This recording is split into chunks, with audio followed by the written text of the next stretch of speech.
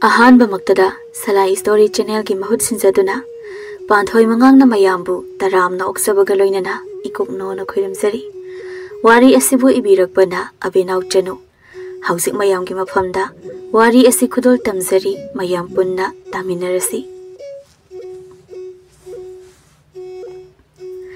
Thoisa Ningshing Henbi hoida laklami Ningshing Henbi su imungi chaiba mayamdo waita sinduna leirami adu ubada Thoisa na Akhoi Ningshing Henbi se thabak onthok na phakreda kainom haige lakpani thabak khupasida haidawga tali tawrisi Ningshing Henbi su piktak tawriba machin masadudagi yaton khaji uhandana khumlei Thoisa nangla adi mari haura adawni is phabu phadra haisa kaino hainebo hairo sat nangbu yarakadra tawrisibo haige haido uraga amuk yarakdradi wa mangni da yare koi thoga leirano kaino haidawdo hairo phat adubura nupauna bam ta those kuiriba Thoisa ai yadoi mande kaigino koiroi haiba aikhoi ima babana nupaduga sakhangno so na hairak paineba ahanba unabanina aisu ithan thokpa tale doine phathoga phatchangak seba noi ima babadi yamna pai ado ahigadi kaidamda sangdamna bayaroi aigi laibakti nangna su hena khangiduni ima amu hala adi thabak loisilamde na ngangni nei nama tondura kem tawrise ai ngangna gi horen la omi si haiduna Ningshing Henbi ki khutpai duna chingi Ningshing Henbi na ngai kho Thoisa ai sem da thamsilamge yare adum puro kamaina purok tuina aibo ngaubi dongna yarise khusem da thadoba ai sem se phathamaga tholake si haiduna Ningshing Henbi imung tamna chensinki Ningshing Henbi waita sinnaba samsit ada thamamduna tholei Thoisa da onsinduna yamna kuibadi yare ko imatongi masing nangni hena khangidune ai imatongi miwa tamandana chawba hendrabani khangaba Thoisa Ningshing Henbi gi wahaidu da nokning ura male Kariya nang sawba hendraba phanabu nungairi masagi sawba hendraba sibu mama tondong taina sali si haiduna anida punna nokminei Thoisa Ningshing Henbi gi khanbada amuk sunungai tabana yomlami Thoisa na makhatare Ningshing Henbi khara thuna jase thengadi nanga mongang neba ado nanga unaga doriba napa kadai da leiramni haige kaithil masinda leiramge na haikibani oh phare adudi kaithil masinda khara thuna khongsalase namise leisilak tawriba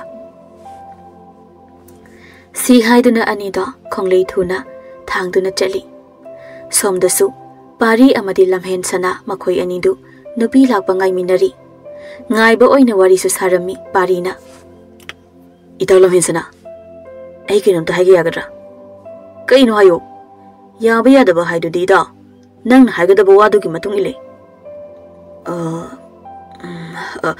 adubri da aiga unagadaba nupi da nanga amta unabiyo pari gi wasita habada lamhen sana khangduna masadu pari gi manaktagi khara hantoi aduga kaiba itaw na hojikida nanga khangnagadaba nupi dubu aina unawa ngamara so onthong bo angda sebe itaw sikak yabiyo ba itaw kona khangnaradi kamai tawduino nang haise ai yaba ngam si hainari ngai sida napi khaida kaithil machin tamna lakpadu uraduna parina itaw tu asida laise oiramni ba itaw lam hesana na khara phana basilo matanga du da Thoisa na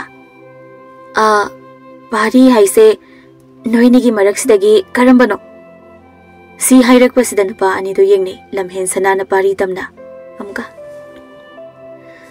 si hairak pasida nupa ani ado yengne lamhen sana na pari da tamna haire itaw nupi se masaksu phajai nang koksango ba yari da nang koksang ai kona sakta ke Thoisa na amuka su han hangai noini da ne aina hangise pari haise karambano haiba si haina haire pari na lamhen sanabu pari ni haiduna Thoisa gi manaktamne insilli lamhen sanasu thoisaga waisinagi tawi napa masu masagi makhong phanaba hotnasei adubu ngamamde thoisagi pambom ani du da paiduna ngaksi napi do napa mana aduna thengakpada thot nawraba leirang do thamoi mihul chongai ngahak ti tumi lene moi mari do ngahaki matung da sikpada Ningshing Henbi na thugai rakli thaisa si haiduna kauri thoisa khonjel du tabada wakhalai lamhen sanasu napi mangoda pairi ba khutu phatlau thui ngahak ti nupa napi ani do ikai nungsi yani aduga lamhen sanabu thoisa na pari ne khandun hairi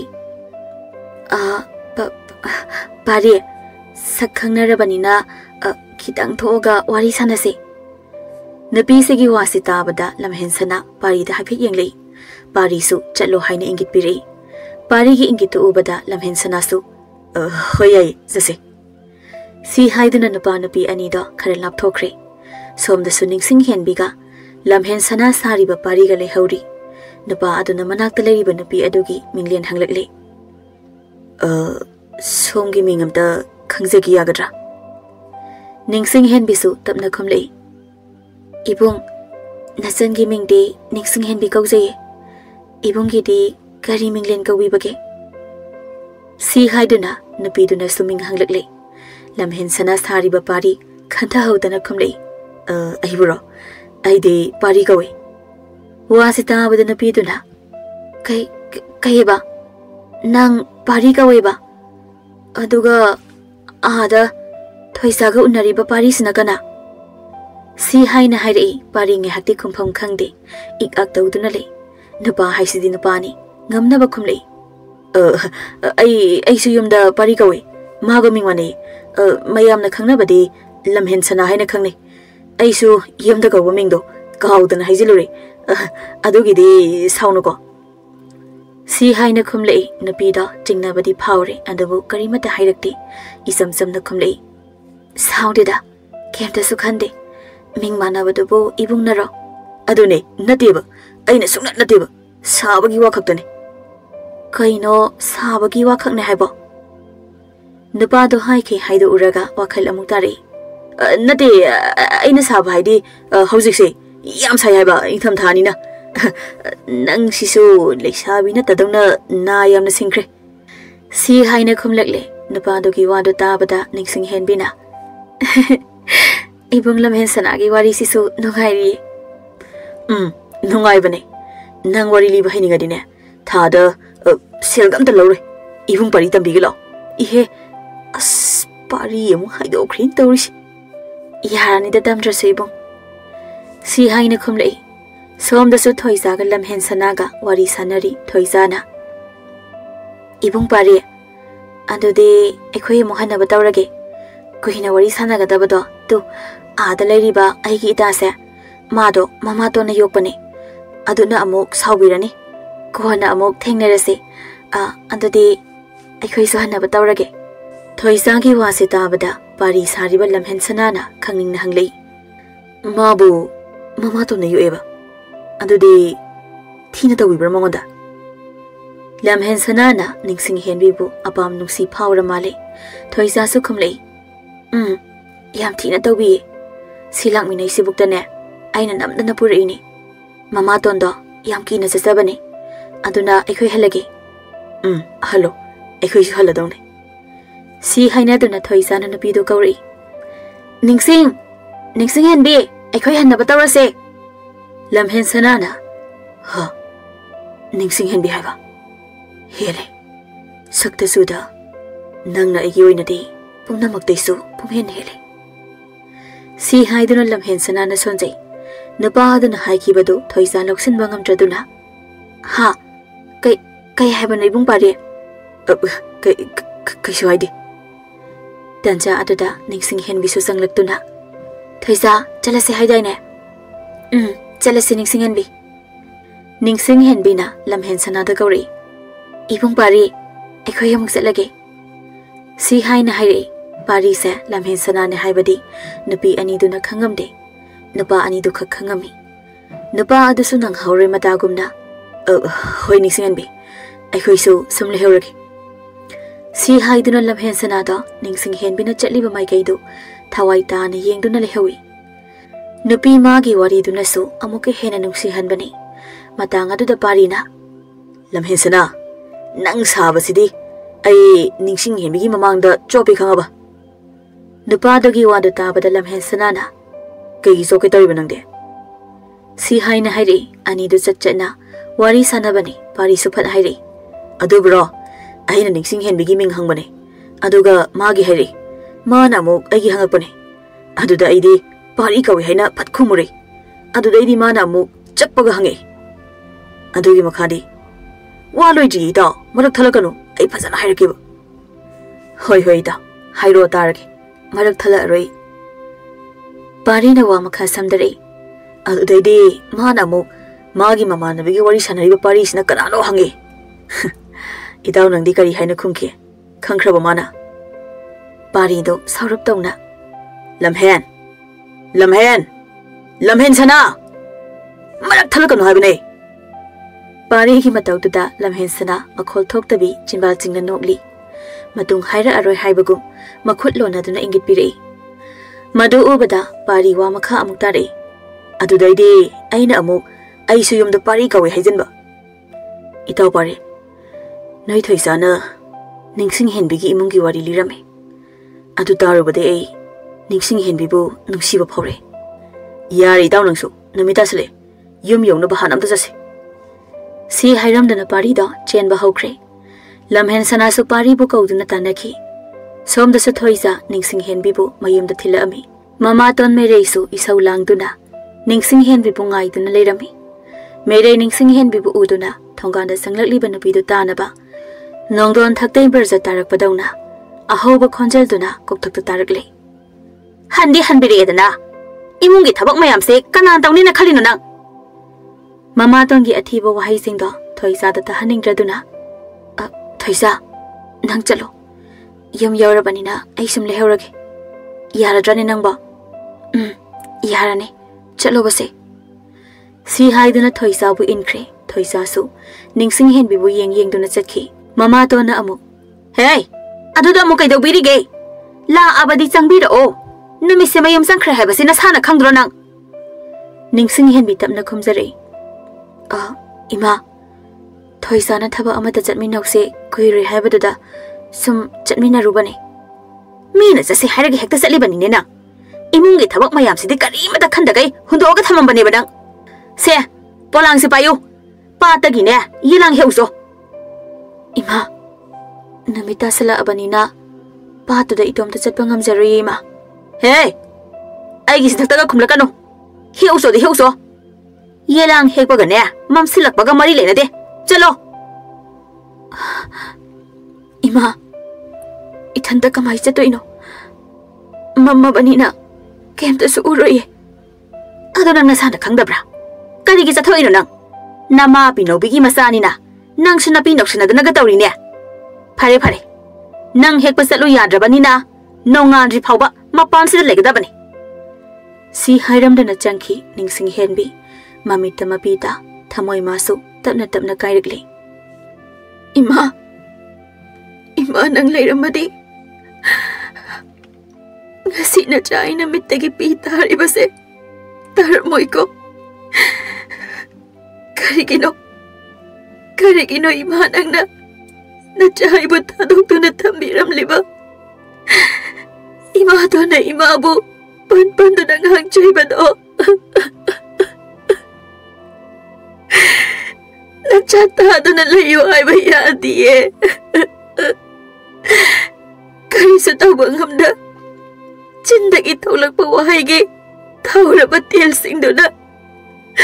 Nachagit tamoy na pahan do na awa chay na kaangli eh. Nachagit awa si bayeng wangam libro ima. Pahabaso machay batadok lam do na imaton gisaray kangam da. Imagitong indo na chaki ba ne. Nachabo sarang manong sida kaya ko'y natamkidoy no. Nachabo sa loksen biro imagitong indo na Mamon minok tamduna leizage. Si haina pendaba kaya phongdoktuna ngangli. Somda se lamhen sana Ningshing Henbi bu yamna nungsiba phawrami. Ningshing Henbi gi wakhal khanduna nokphet sa tawjari jinbanda sa sonjari. Ningshing Henbi nangse aina khangnung nungsiba phawkhrise. Nangbu kari misum lewa paige. Ado hayeng ai bangai ramuko ai soidana lake. Pari da mai matudo ai ngonda thangjin bira no haidare. Hayeng di aseng ba haidoke. Thoisa da ibu pari ga sahandana. Nungai ni ba pari nang nongda ngalakisano. Si haiduna na pada tamthaki. Matamna sum chatki bana ngasi gi ahinga si hauki. Mathangi namit na ngai duna leirambana mapung phana nongan ba haida oire. Somda mere yahaurakduna mamanglomda tholei. Mangol gi kachil mayanda ta sinduna phaklang da ngana tumlamli ba Ningshing Henbi de ure. Pong thenga si phau tumdana leini mase. Phai phai ising batin do khai lekre. Si haiduna ising batin do leiduna ko yengi. Makharom thang badhari mathak adu da leibadu uduna changsili. Batin do paikhatuna Ningshing Henbi na tumli ba mai kai du tamna. Ithak irei lak padawna safuk kan haisilai. Ningshing Henbi do khangna ima ai sire. Si banate hat ka dori bani. Asuk thenga basi phawbada kanana tumnage. Thabai khang loisinge di haidraga tumdana ga leithui. Ningshing Henbi mitagi pitana khumjara itapna. Ima ai ngarang do mapalda tumbanina yamna su ingi. Aduna tumbasu yade. Adugi isasi yamna ware. Nongalak basida imana mo ising haijinbire. Ai isasi yamna ware ima. Kari tumba yade kain is. Ai na tholakpada isi sigai tumami banang si tumba yadrabani ne. Hey nata tongno khut yawak chingai da ne thaba inkhang sila silamo. Ai ne sel thoruge. Si hairamdana mereida mamai mamita thoktuna sel thobu zakhi. Ningshing Henbi kappanadana karisu upai leijade. Mama ton da zakhi bada haifet yenglamlaga imungi thaba inkhang loisin bahauki. Merei masu nubi natabra chahi asuk naujari bi Ningshing Henbi bu kari pen daba leibagino asuk tathi na ot naibiriba. Nongthilgi matamni thoisa Ningshing Henbi gi manakta laami. Ngasidi Ningshing Henbi do thabak tawduna manggonda leiramdre. Thoisa na kauri. Ningshing Henbi kaida lege nangbo. Thoisa wakhanda sukhali. Mabu ngarang madugi mere habiduna phubira jalo. Phuramni madugi phatabiduna ai ngondaga oidi khangadamni. Ningshing Henbi imungdagi tapna khumlei. Thoisa nangla iro ai ka da leye chango. Thoisa sunupidogi khonjel tabada changlakli. Ningshing Henbi na mamai imak maksindana leibadu ure madu ubada. Ningshing nang kayorage nasangam dabro. Si haiduna Ningshing Henbi gi laibak ta paiduna yengi andugo Ningshing Henbi gi laibak tu mai hau khai saduna leiramle. Ningshing Henbi na ai ge su tawdeda.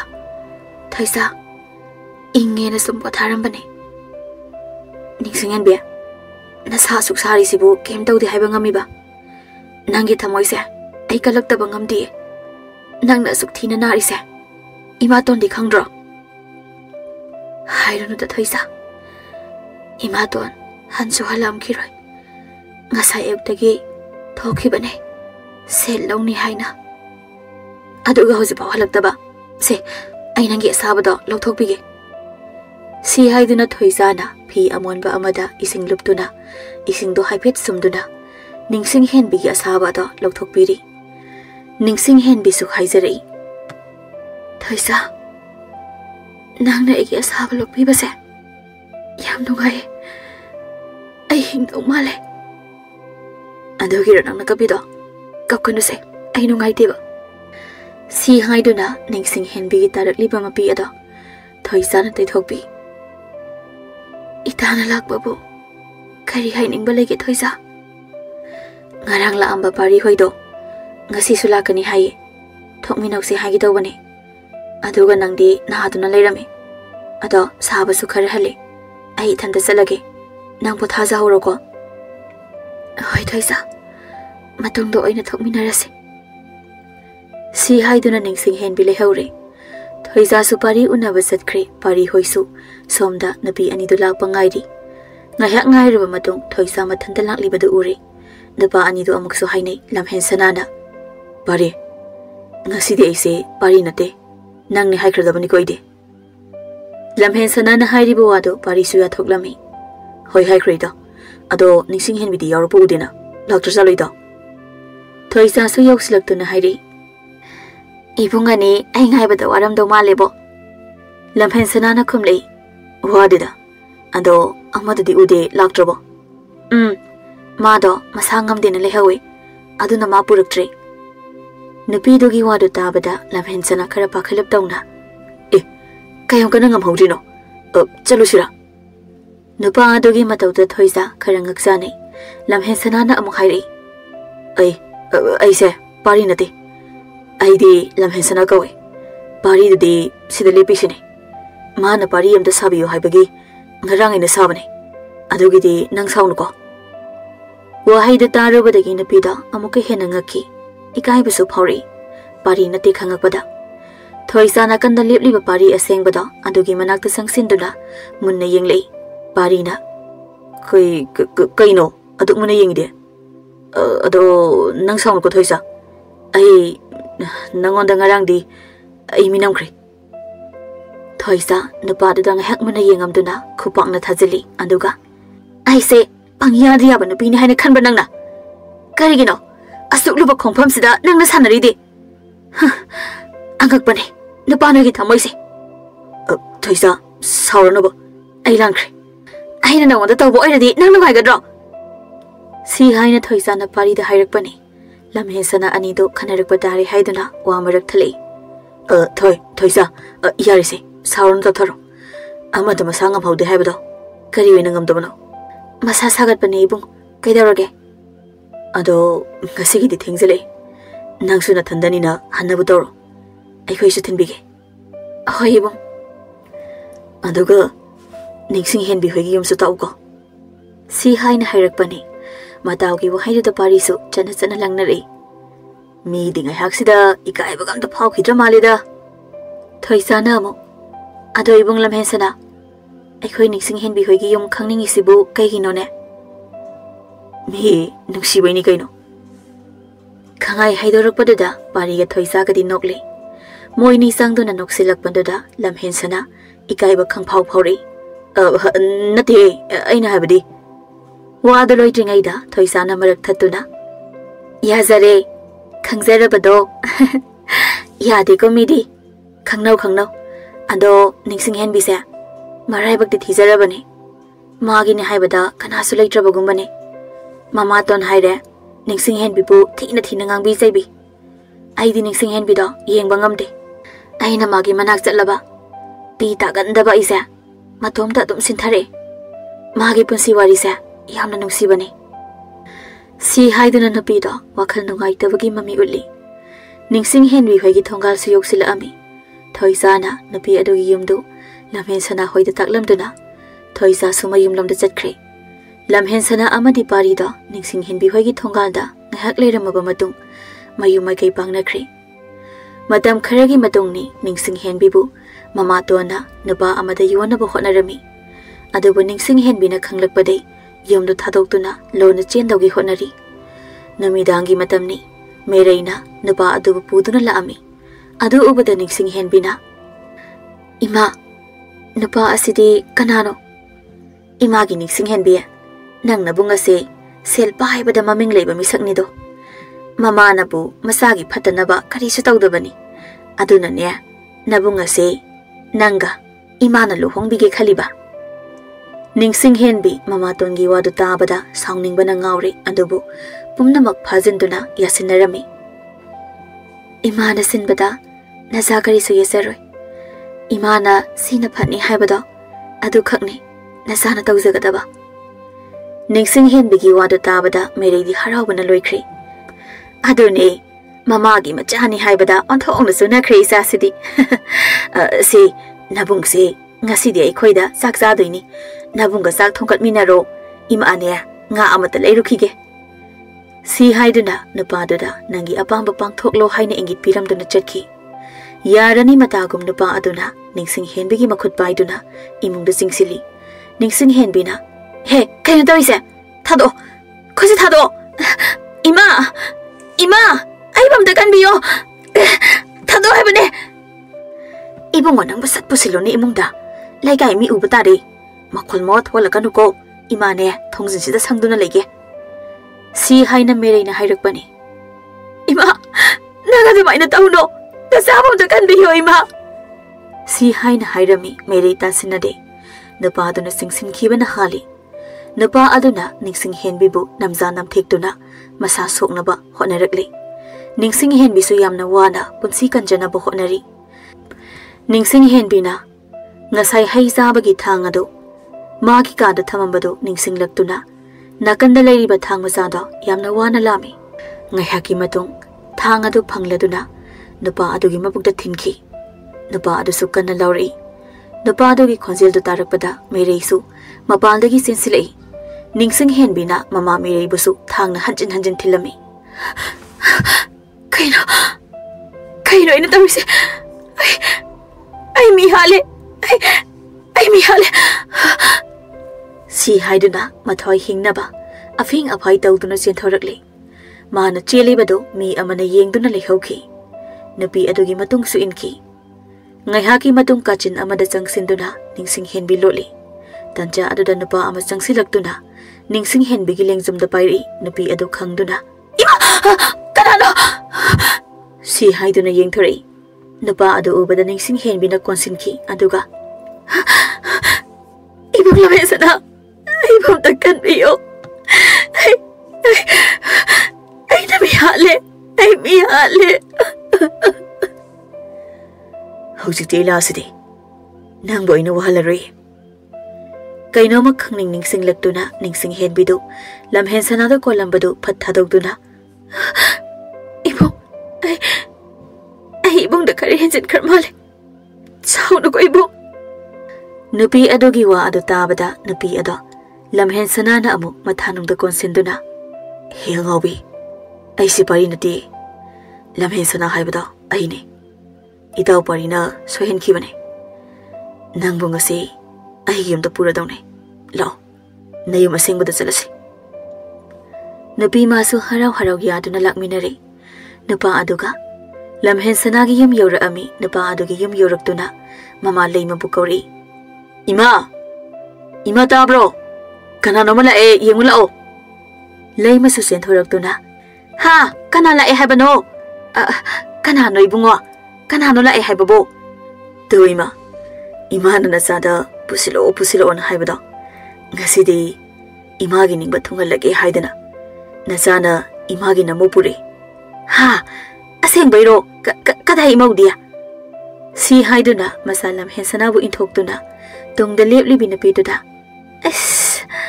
ai imau sidi masak onthokna phajakreda si haiduna Ningshing Henbi bu sogli Ningshing Henbi mayumdagi pakhana lakbaga mane pokna solakpada khangi imau bema karigino nasa sokpada khangi dia si haiduna masada onsilei hai nang naigi imau nungsibisi amuki halurabo tanja adada Ningshing Henbi mane pokta haizari ima namo bulu na tawbiyo ahigine haibada kanasu leijadre ai bulu na tawbiyo imana karigilo na tawdani imau bo lao waramani kadane pothazaro si haiduna mamawu imungda pusinkre nongdangni lamhen sana Ningshing Henbi gi manakta sanglaktuna Ningshing Henbi kay haigida saw nangse yamna nungsi mapok kudingda ay yoy pangjagi ko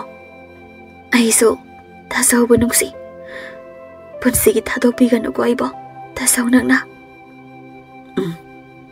thadokloy ay nungsi bibo ay na punsigi thadokloy Ningshing Henbi kay haigida lamhen nangse yamna nungsi mapok kudingda ay yoy ba pangjagi ko ay so thalam henbu nungsi ꯄꯨꯟꯁꯤꯒꯤ ꯊꯥꯗꯣꯛꯄꯤꯒꯅꯨꯀꯣ ꯑꯩꯕꯨ ꯇꯥꯂꯝꯍꯦꯟꯅ ꯊꯥꯗꯣꯛꯂꯣꯏ ꯑꯩꯒꯤ ꯅꯨꯡꯁꯤꯕꯤꯕꯨ ꯑꯩꯅ ꯄꯨꯟꯁꯤꯒꯤ ꯊꯥꯗꯣꯛꯂꯣꯏ ꯁꯤ ꯍꯥꯏꯗꯨꯅ ꯅꯨꯄꯥ ꯅꯨꯄꯤ ꯑꯅꯤꯗꯣ ꯄꯨꯛꯃꯦꯟ ꯄꯥꯎꯃꯤꯟꯅꯔꯕ ꯃꯇꯨꯡꯗ ꯃꯇꯝ ꯈꯔ ꯂꯩꯔꯒ ꯂꯨꯍꯣꯡꯈ꯭ꯔꯦ ꯃꯇꯝꯅ ꯁꯨꯝ ꯍꯧꯈꯤꯕꯅ ꯆꯍꯤ ꯑꯃ ꯐꯥꯈ꯭ꯔꯦ ꯅꯤꯡꯁꯤꯡ ꯍꯦꯟꯕꯤ ꯑꯃꯗꯤ ꯂꯝꯍꯦꯟꯁꯅ ꯃꯈꯣꯏꯒꯤ ꯅꯨꯡꯁꯤꯔꯕ ꯃꯆꯥꯅꯨꯄꯥ ꯑꯃꯁꯨ ꯐꯪꯖꯈ꯭ꯔꯦ ꯃꯄꯨꯔꯣꯏꯕ ꯑꯃꯗꯤ ꯃꯅꯦꯝꯒꯤ ꯁꯦꯕꯥ ꯇꯧꯗꯨꯅ ꯅꯨꯡꯉꯥꯏꯕ ꯄꯨꯟꯁꯤ ꯑꯃꯗ ꯍꯤꯡꯃꯤꯟꯅꯈꯤ